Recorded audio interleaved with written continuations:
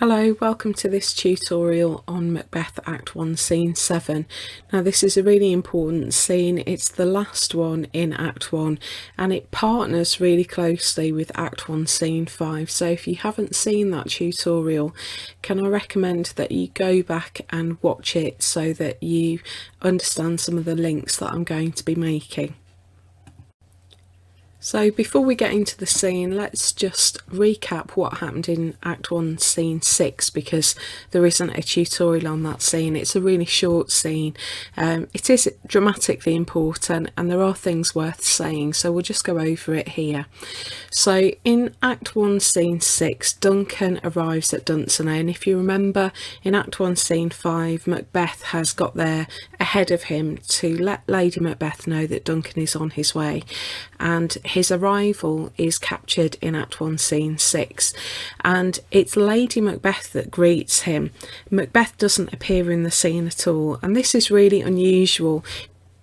It would be a great honour for the king to visit the Macbeths and stay in their home, and as the head of the household, it's Macbeth's duty to lead the welcome and be there when the king arrives. And Duncan is surprised at Macbeth's absence and does make a comment about it. He says that they've ridden really fast to get from the battlefield to Dunsinane, and they've been trying to catch up with Macbeth, and his assumption is that Macbeth raced ahead to prepare and so that he could be there to greet Duncan. So when Macbeth doesn't appear, Duncan finds that very surprising. Now, Lady Macbeth doesn't respond when Duncan asks about her husband. She moves the conversation along and tries to distract Duncan, talks about how their servants are ready and willing to serve Duncan as he wishes, and that Duncan should make himself at home. So she's quite artful in the way that she distracts Duncan and takes the attention away from Macbeth. Okay, so what's important here? We need to consider what Shakespeare is making us think about at this point. So the first question is, why is Macbeth not there? Could it be that he's avoiding Duncan? And if he is, we need to ask ourselves why. Could it be that he's embarrassed that Duncan is honouring him with a visit and yet he's using the opportunity to consider murdering him? Or could it be that he is away busy making preparations for the banquet later? Now, what we think about Macbeth at this point will affect our interpretation of his absence. We can also consider Lady Macbeth's greeting. First of all, it shows that she's very much at ease with deceit. She doesn't miss a beat when Duncan asks about Macbeth. She immediately distracts him and talks about something else. We also need to wonder why she feels the need to cover for Macbeth. Is it because she thinks he's weak and needs her support? Has he shoved her out there regardless of what she wants to do because he can't face meeting Duncan? Or is she completely taking control? You've got to ask the question, does Macbeth even know that Duncan has arrived? Has Lady Macbeth just taken charge? Finally, it's worth picking up on the fact that Duncan has noticed Macbeth's absence and recognises how unusual it is for Macbeth not to be there. But we also need to notice that he doesn't suspect anything, and when Lady Macbeth diverts the conversation, Duncan doesn't press the point and ask more questions about where Macbeth is. So that shows us that he suspects nothing. He is arriving at Dunsinane believing that Macbeth is a friend and that he is safe and that this is purely a celebration. So let's get into Act 1 Scene 7. So the scene takes place just after Act 1 Scene 6 in the evening during the banquet, and the banquet is happening to celebrate Duncan's victory in battle that we've heard about earlier in the act. Now, as Act 1 Scene 7 begins, Macbeth is outside the banqueting room. He has taken himself away from the party for reasons which we'll explore. And Lady Macbeth comes to find him and sort of tells him off for leaving. Now the first part of the scene is a soliloquy. Macbeth is on his own, and we're going to explore what is revealed about Macbeth as he speaks. What we do find out from this soliloquy is that Macbeth is really unsure about the plan to murder Duncan, and he actually draws the conclusion that it would be a bad idea and that he doesn't want to go through with it. But the second half of the scene, after Lady Macbeth arrives, is the conversation between them, where Lady Macbeth persuades him to go through with the plan, and the scene ends with Macbeth resolved to murder Duncan. Lady Macbeth's manipulation and persuasion has worked. At this point, I would recommend that you pause the video and go and read through the scene, because we're going to get into it in quite a lot of detail.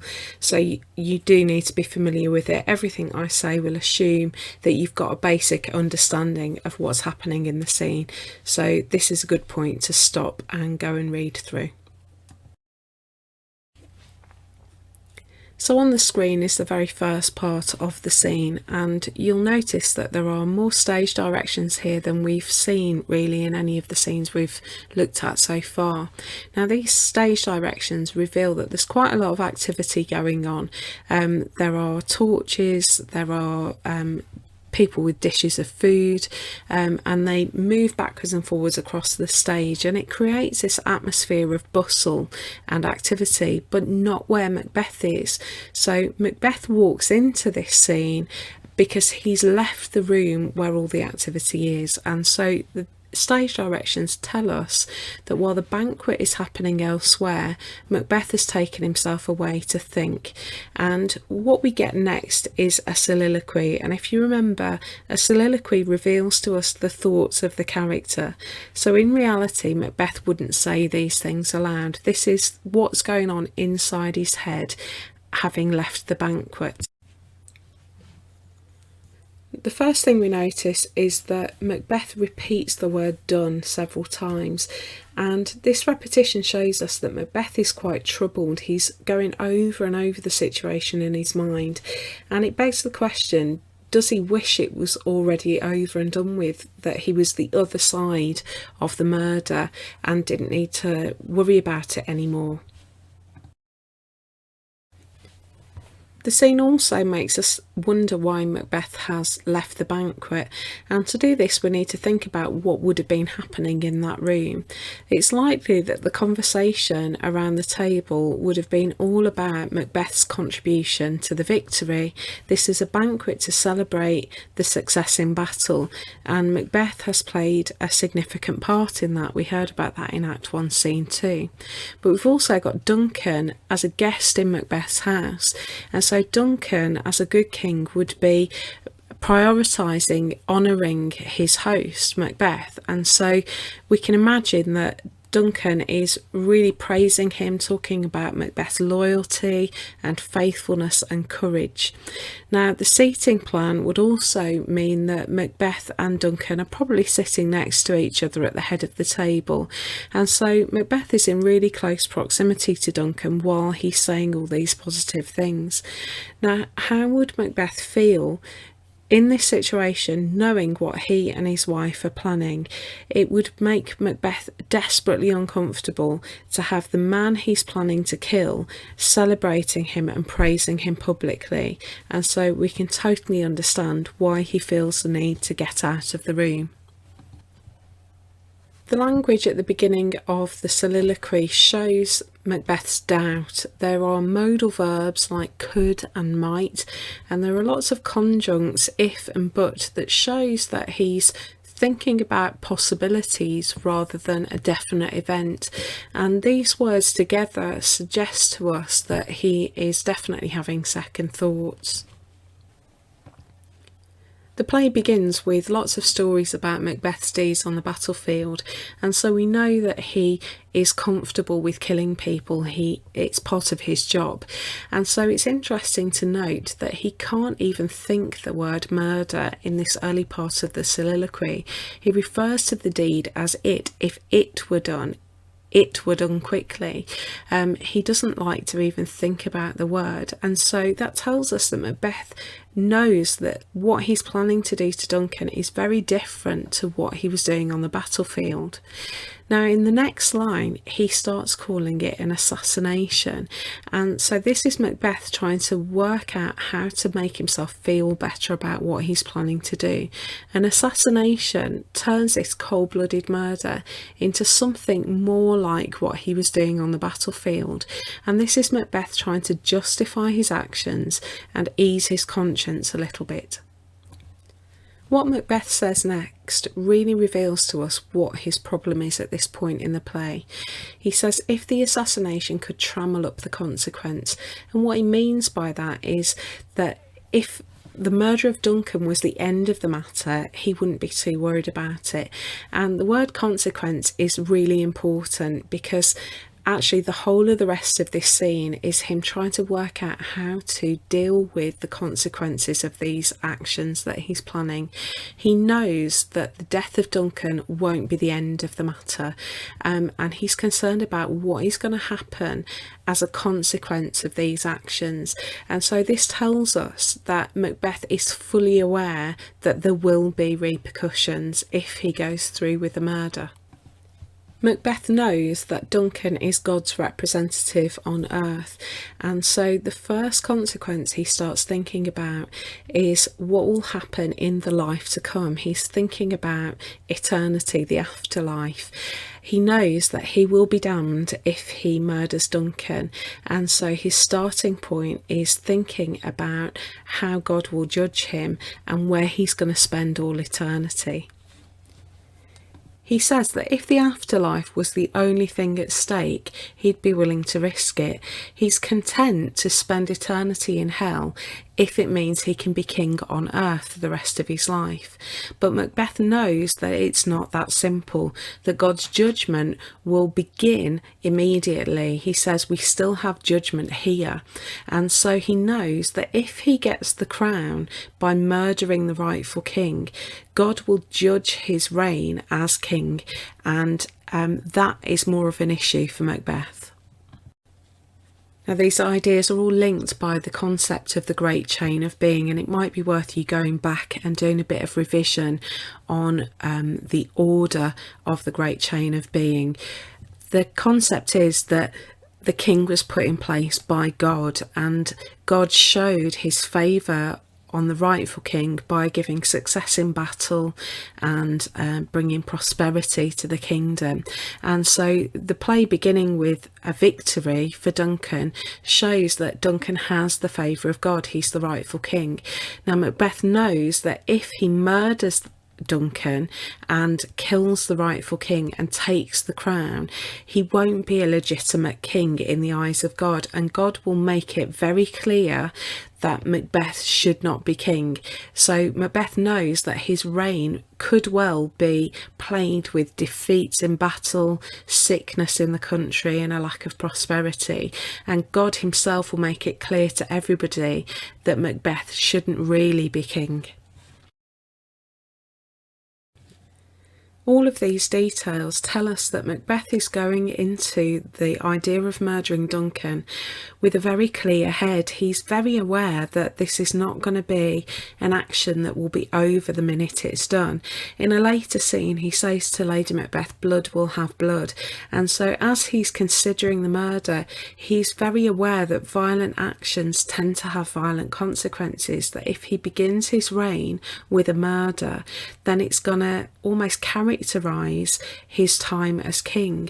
He's very aware that he's likely to reap what he sows, and this is one of the key reasons why he's having doubts about whether or not he should go through with it. If we move on to the next part of the soliloquy, we can see that he's still talking about consequences, and this repetition shows us that this is a real issue for him. He's wrestling with this thought.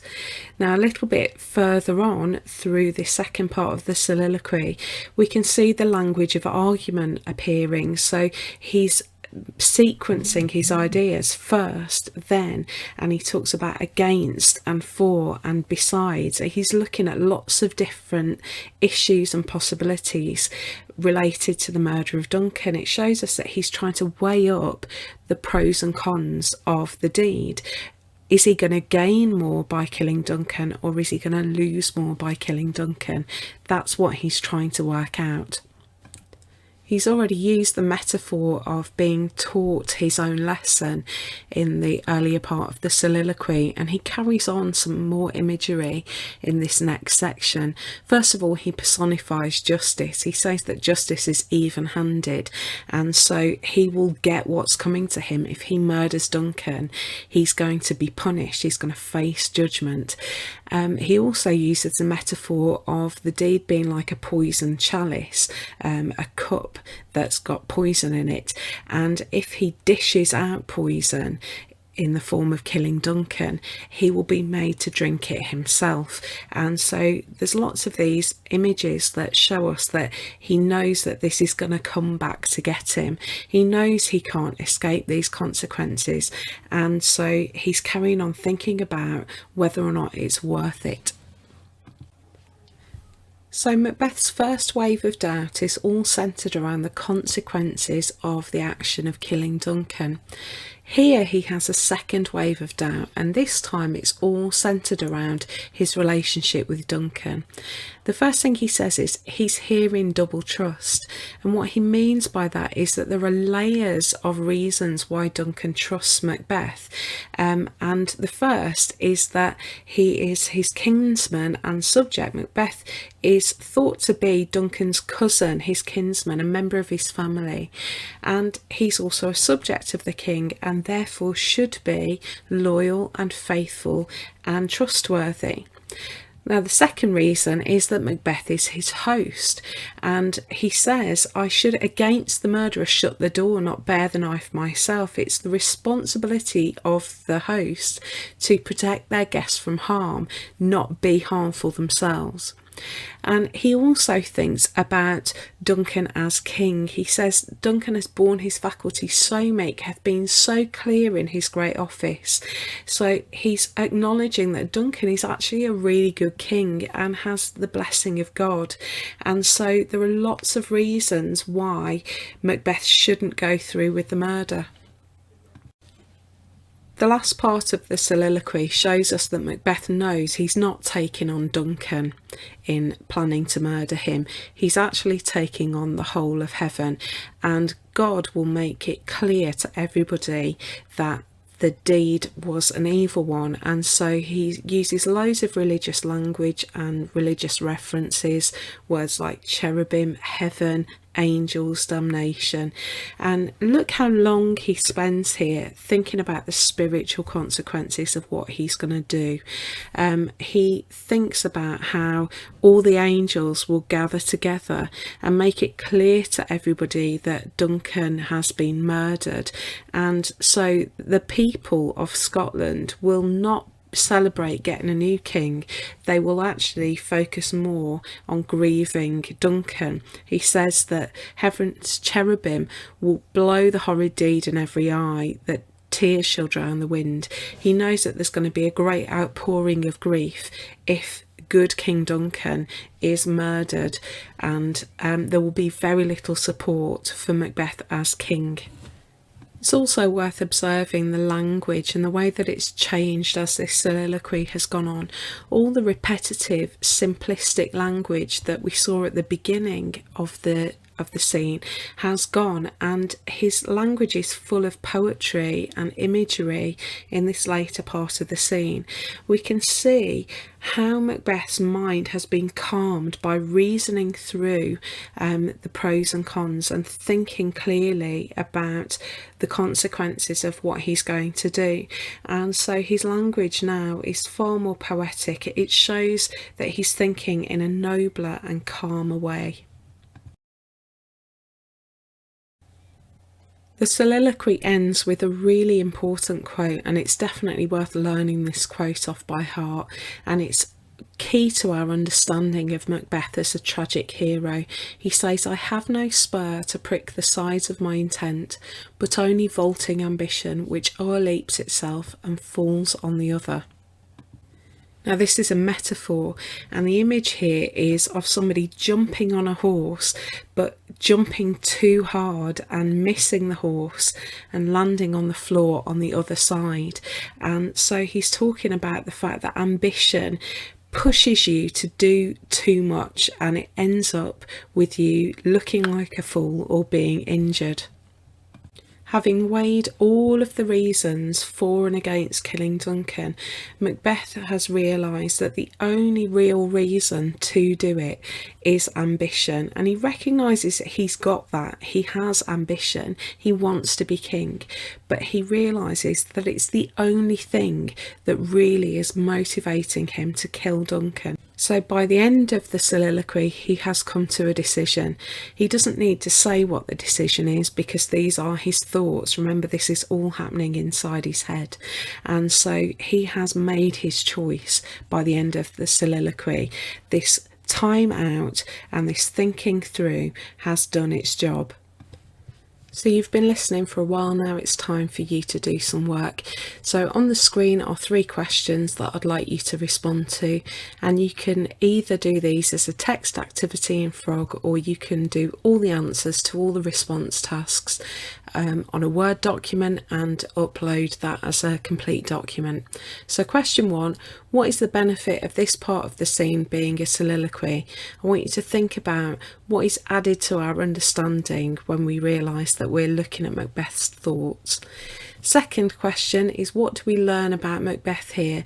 And I want you to think about what he's being concerned about and how he works the issues through. And the third question is, how does Shakespeare use language to reveal Macbeth's state of mind? And you do need to talk about the methods that Shakespeare's used to show us more about Macbeth. The second half of the scene includes Lady Macbeth, who arrives at this point, and the first thing we notice is how clipped and abrupt the conversation is, and the reason for this is the different motivations of these 2 characters.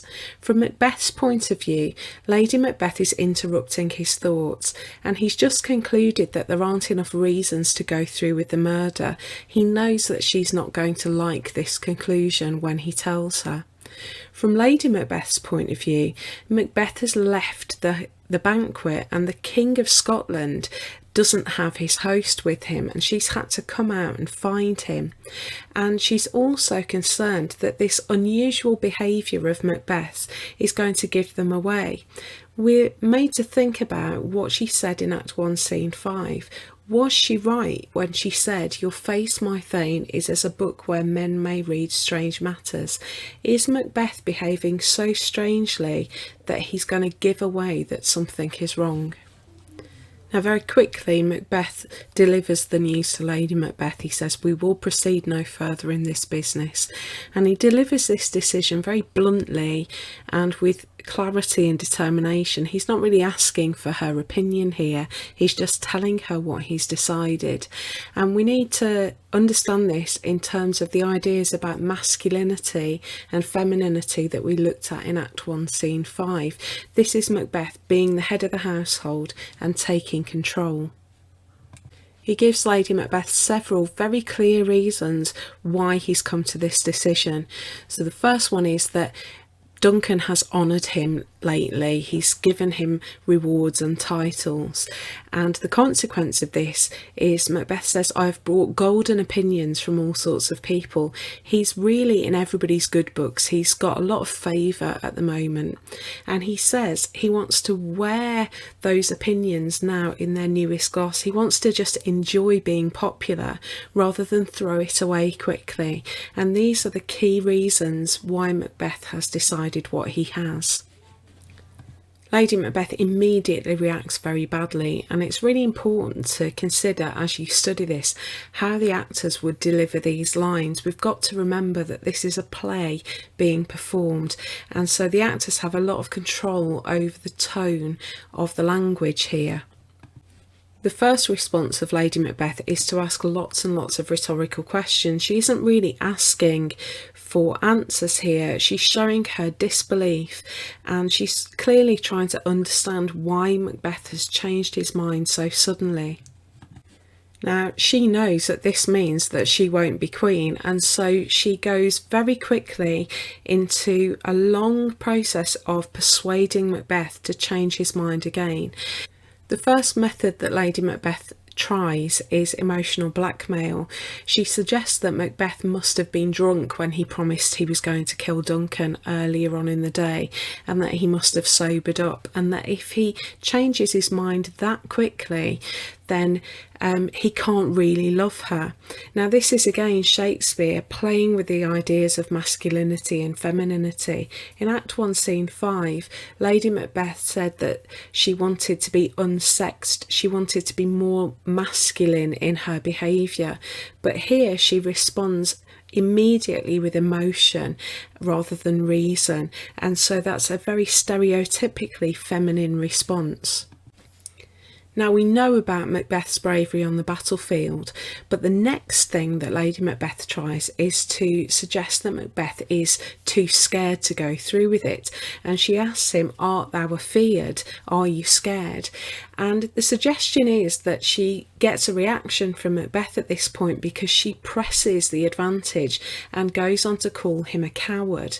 Now, she continues this thought by talking about him as a cat, and she's making reference to a proverb that would have been used commonly at the time about a cat who wants to eat a fish that it sees in the river but doesn't want to get its paws wet.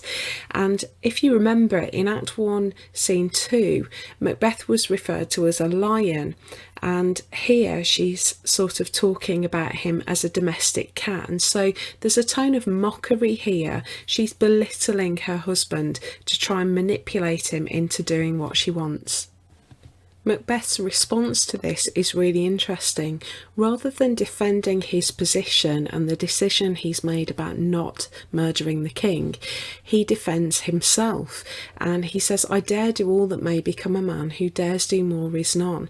His masculinity has been insulted, and that's what he starts to defend. And notice that he repeats the word dare a couple of times, and it makes it very clear to us what it is that's bothered him about what Lady Macbeth has said. Now, Lady Macbeth is really tuned into her husband. She again observes his reaction and capitalises it. She uses the words dare and man again against Macbeth to carry on her manipulation. It's clear that she notices that her techniques are starting to work. She finishes her thought in quite a flirtatious way. She says that if Macbeth was to kill Duncan, he would be so much more the man. And so rather than carrying on insulting Macbeth, she appeals to his need to prove himself. And that's where she really starts to gain the advantage in this discussion. Next, she suggests that Macbeth is all talk. While they were just thinking about the idea of murdering the king, Macbeth was really in favour, but now the opportunity has presented itself, he is trying to back out. She's suggesting that he can have the ideas, but carrying them out is a step too far for him. Knowing that her manipulation is beginning to have an effect, she delivers what many people think of as the killer blow, and she reminds him about her role as a mother and the grief that she's experienced in losing a child. And this next little sentence here is really quite soft in tone, and it wrong-foots us. She talks about being a nursing mother and the intimacy between mother and child, and this seems really out of context and would touch on an issue that would have affected them very deeply in their marriage. She has a plan though, and this isn't all that it seems, because having created that scene of the nursing mother, she talks about ripping the baby away and dashing its brains out. And so we've got this horrifying, quite gruesome image on the back of something quite tender and soft. And the verbs here are really shocking and powerful compared to the softness that has gone before.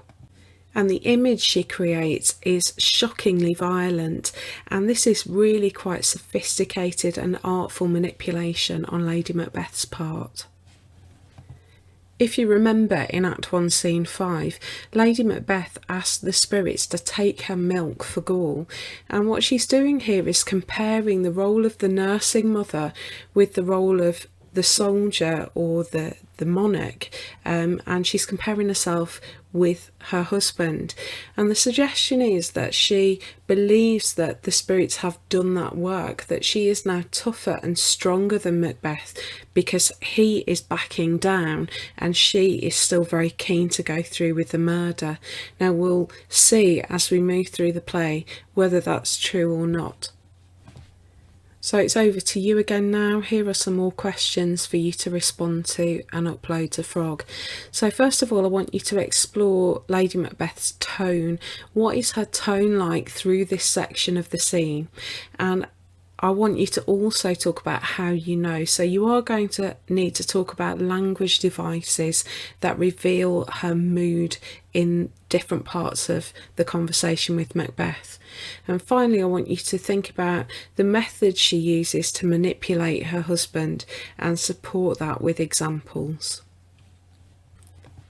In the final part of the conversation, we see straight away that her methods are working because Macbeth, rather than sticking to the decision he's made, he asks the question, what if we fail? And it's clear from this that he is starting to soften to the idea of killing Duncan again, but he's still troubled by the idea of the consequences. What if it doesn't work? Everyone will know, and that's what he's troubled by.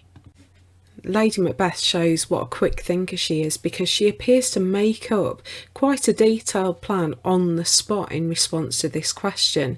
She knows that she needs to convince Macbeth that this is a foolproof plan, and so she details how they're going to go about the murder. So what is the plan? First of all, she decides that they're going to kill Duncan in his sleep, and he is going to sleep deeply and well because he's tired out after his long journey getting from the battlefield to Dunsinane. Duncan is going to be guarded while he's staying at Macbeth's house, and it would have been Macbeth's responsibility to make sure that he is secure and safe, and so they've got to deal with the guards somehow. So Lady Macbeth says she's going to get the guards so drunk that they're going to pass out and have no memory about what happened, and while those guards are unconscious, they will be free to do whatever they want to with Duncan. And when everybody wakes up and finds Duncan's body, the guards will be blamed for the murder, so she is going to try and make it look like it's somebody else's responsibility. Now, as we've seen with Macbeth, Lady Macbeth's language becomes far more poetic as she gets towards the end of the conversation. So Macbeth reasoned his way through to that sort of poetic quality, but Lady Macbeth is becoming more poetic as her manipulation of her husband is working. And so here we've got lots more animated language. She's quite excited and she vividly outlines the plan. It's coming to life in her mind, and that's reflected in her language. Look at all the adjectives here and the imagery that she uses to talk about the drunkenness of the guards and the body of Duncan. Macbeth is clearly impressed by his wife. His next line is "bring forth men children only." He's suggesting that this woman is so powerful and strong and clever and ambitious that she's incapable now of producing a female child. And so it would seem that her desire to be unsexed has actually been fulfilled. Macbeth recognises that.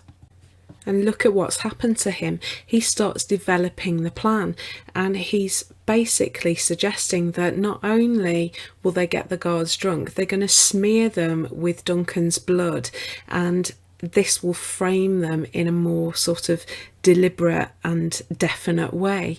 Everyone will think the guards have done it, and so he is working with his wife now to develop this plan. It's very clear that his mind has been changed. The pace increases. Lady Macbeth dives in and adds a little bit more. They're going to pretend to be shocked and dismayed when the body is discovered, and all their crying and wailing will make it seem like they're surprised by the fact that Duncan has been killed. Notice how closely they're working together here. They're almost finishing each other's sentences, and they're coming up with a plan together. And I wonder if we've seen this anywhere else in the play so far. Have there been other times where several characters have been of one mind in a similar way? Now, in the first part of the scene, we saw Macbeth using reason to decide that he wasn't going to murder Duncan. Now he says, I am settled, and he seems to have decided that he is going to kill Duncan. And so Lady Macbeth's use of emotional blackmail and persuasion has changed Macbeth's mind, so emotion has won over reason. Now, the easy way to think about this is that Lady Macbeth has convinced him and it's all her fault. But the question we need to ask is, why has it been so easy for Macbeth to change his mind? Is it because he's weak, or is something else going on here? The scene ends with this line from Macbeth: false face must hide what the false heart doth know. And this echoes Lady Macbeth's line in Act 1 Scene 5, where she tells Macbeth to look like the innocent flower but be the serpent under it. Shakespeare is showing us how similar these two characters are. Is he suggesting perhaps that Macbeth is under his wife's spell, or is it just that these two characters are very well matched? They are both quite deceitful. Now, this line also echoes the line that we heard the witches say early in the play: fair is foul and foul is fair. It's all about appearances being deceptive, things being turned on their head. And so a good question to ask ourselves at this point is, who has the power at this point in the play? Who is in control of Macbeth's decision making? So it's time for another response task. So question 7, what is it that finally convinces Macbeth? And this is a place where you can show your own opinions about what is it that has made Macbeth change his mind again. And question number 8, how has the mood of the scene changed? So if you think back to the beginning of the scene and what Macbeth was like then, how does that compare? We're almost at the end of the tutorial, so let's pull together some of the ideas we've talked about. The key theme in this scene is the theme of consequences, and Macbeth explores lots of different consequences of lots of different actions. First of all, he talks about positive and negative consequences of our actions. So he talks about the way he's been rewarded for faithfulness to Duncan, and he thinks about what will happen if he acts against Duncan and kills him. So we're seeing that consequences aren't just bad things that happen if we do bad things. We're also looking at the rewards that come if we do the right thing. Macbeth also explores the idea that he will be judged for his actions, and this will determine where he spends his afterlife. And so the idea that there is a God who is going to judge our deeds is really important for understanding this scene. Macbeth has concerns about where he's going to spend eternity. Guilt as a consequence is also an important idea. So Macbeth has had to leave the banquet because he can't cope with his guilty conscience, and he hasn't actually done anything bad yet, he's just thought about it, but that guilt is already affecting his behaviour, and so that's something worth picking up on as a consequence. We're not just talking about actions here, we're also talking about thoughts. We're also encouraged to think about responsibility. Who is responsible for Macbeth's decisions? Is it Lady Macbeth having an unnatural influence over him? Is it the witches? Or has Macbeth been easy to manipulate because really killing Duncan is what he wants to do? His ambition is what's driving him. And can we let Macbeth off the hook and say it's not really his fault, it's somebody else's, when actually the play seems to explore the fact that we are all responsible for our own choices and our own decisions. So thinking about the idea of responsibility is really important when we think about Act 1, Scene 7. Macbeth also touches on his reputation. He's talked about those golden opinions that he's won, and one of the main reasons why he doesn't want to kill Duncan is that he's quite enjoying being popular, and he's worried about the effect that murdering Duncan will have on his reputation. And another important idea of this scene is our public life and our private life. Macbeth hasn't done anything yet, but he's already showing signs that his private thoughts are affecting his public behaviour. And so the link between our public life and our private life is a really important idea. So here's our final response task, and these questions are going to take quite a lot of thought and consideration about what we've seen in Act 1, Scene 7. So question 9 is, what is the difference between Macbeth and Lady Macbeth's attitude to the consequences of killing Duncan? How does their opinion and attitude differ? And question 10, what do you think Shakespeare is saying about power and control at this point? And I want you to think, in answering this, about the way he's linked Macbeth, Lady Macbeth and the witches, but also think quite carefully about what Macbeth has said about ambition early in the scene. So that's it for this tutorial. I hope it's been helpful. Do try and impress me with your responses. Remember all that we've learned about referring to the methods used by the writer and supporting your ideas with quotations. This is the last scene in Act 1, so in the next tutorial we'll be moving on to the actual murder of Duncan in Act 2.